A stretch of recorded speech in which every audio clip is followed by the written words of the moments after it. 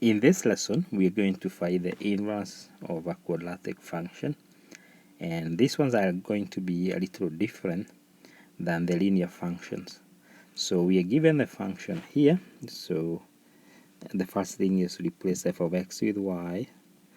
So I'm going to write y is equals to x minus 1 squared.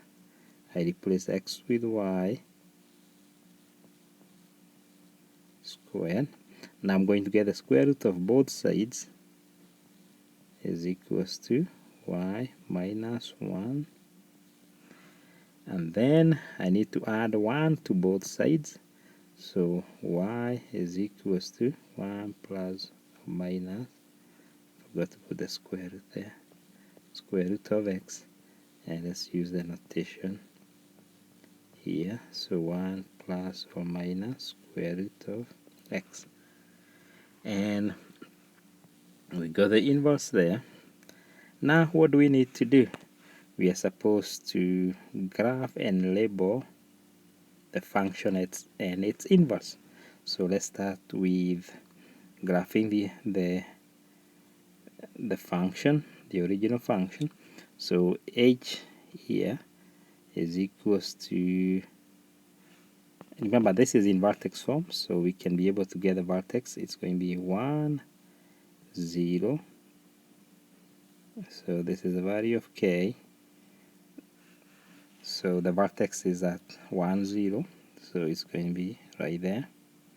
And then I'm just going to plug in some other points. Let's plug in 2 minus 1, so we get 1, and then we can plug in 3 minus 1 is 4, 1 2 3, 1 2 3 4, and now all we need to do is to reflect these points across, 1 2, 1 2, so that's my parabola, that's my sketch for the f of x. So this is f of x, and now let's graph the inverse. And to graph the inverse, I don't have to plug in points into this equation.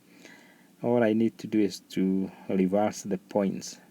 I have to switch x and y because I know it's going to be an inverse, it's going to be a reflection over the line y is equals to x.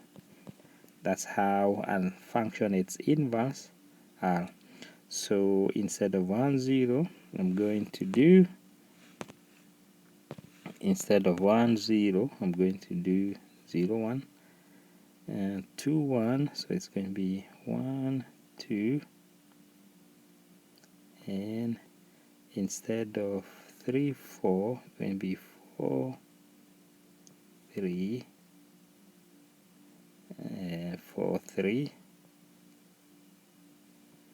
Okay, so there is my two functions, and there we go. Then we are told to, in part C, to find the domain. Let's start with the domain of f of x. So domain here is going to be negative infinity to infinity, and the range is going to be, the range, where does it start? It's opening up, so it starts at 0 to infinity. And then let's now consider the inverse. So the domain is going to be from 0, the domain here is going to be from 0 to infinity. And what about the range? The range is for all real numbers.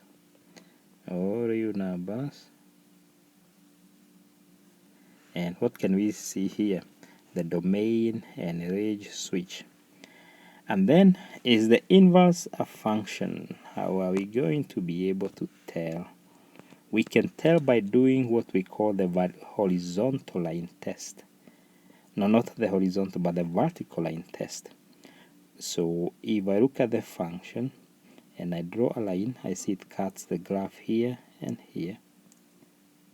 So cuts the line, the graph more than once. So I'm going to say here no, and here I'm going to say does not pass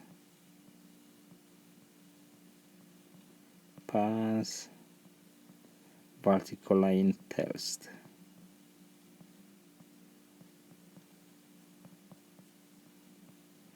If we had tried that does not pass the horizontal line test, if we had tried that with f of x, see, f of x is a function, but the inverse is not. So that's how to do that. We do another example here, and here we are given f of x and y is equals to, let's start by finding the inverse.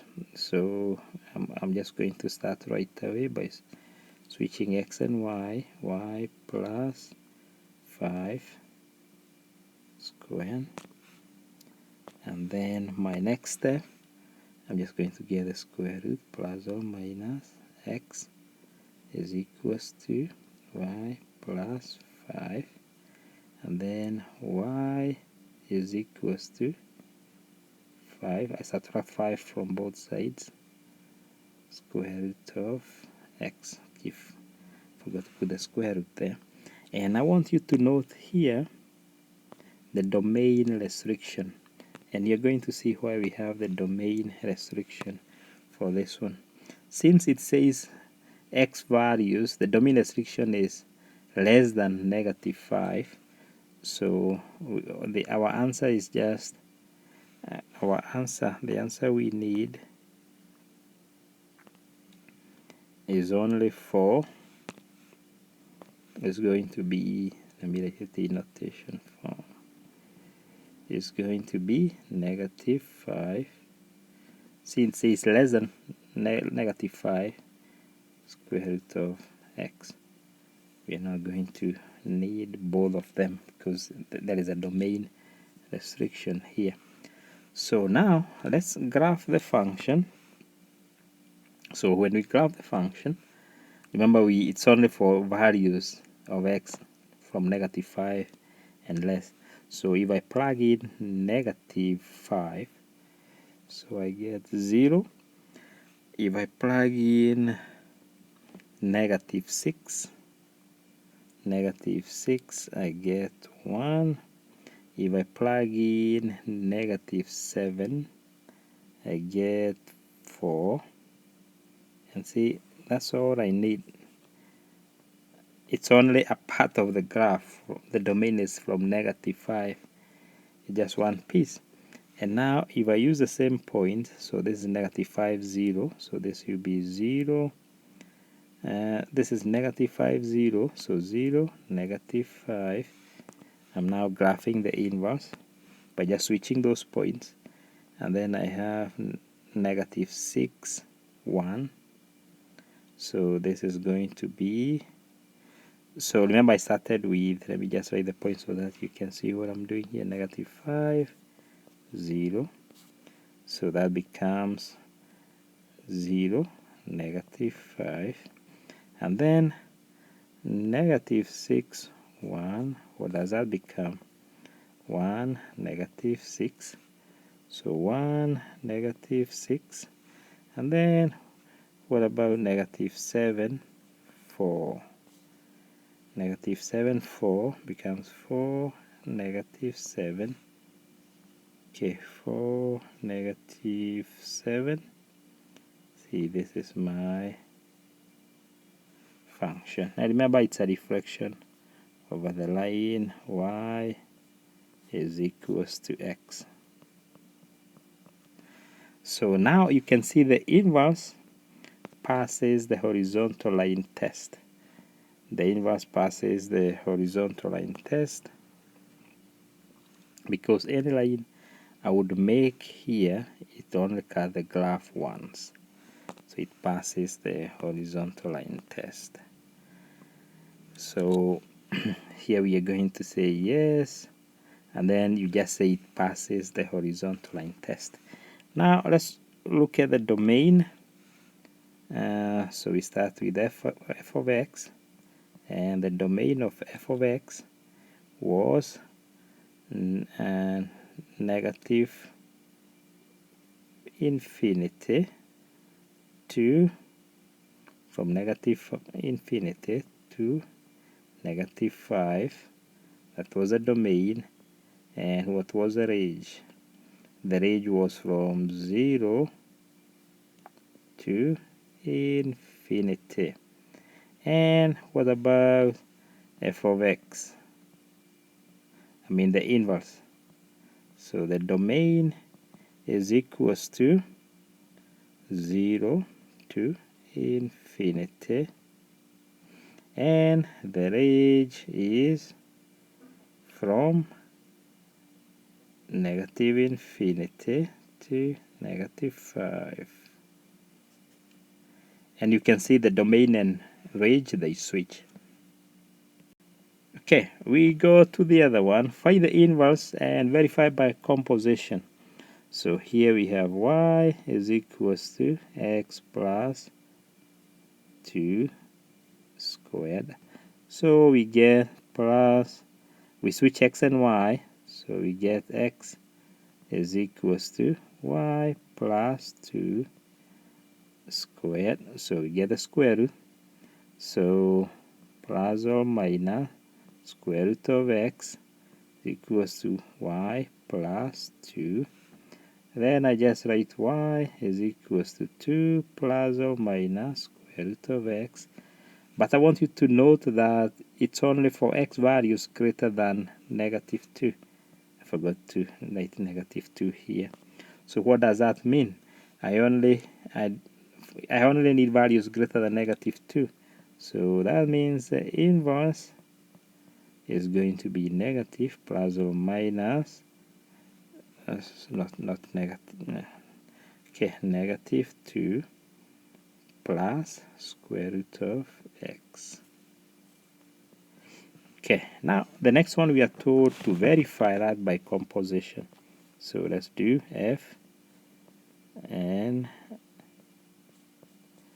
let's do the composition. So I do f over f of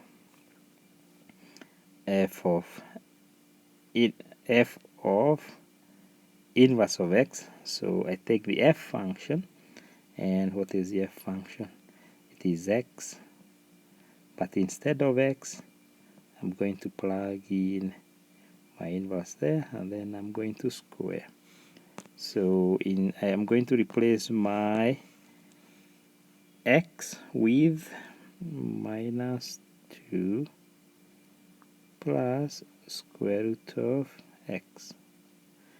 And when I simplify that, see, this is going to be gone. So I'll be left with square root of x squared, which is equals to x. And then I'm going to do f inverse of f of x. And what does that mean? I take the inverse plus square root, and instead of x I'm going to plug in the f of x, which is x plus 2 squared. And what does that? See, this is gone, so I'm left with negative 2 plus x plus 2, which is equals to x. So since both equal x, I know those are inverse functions.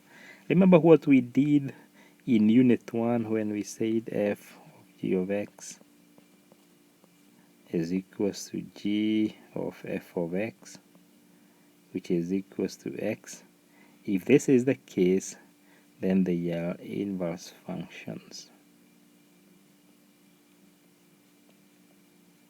The only thing I did here was instead of, so I had the f function instead of g of x, I just wrote that, but the same thing.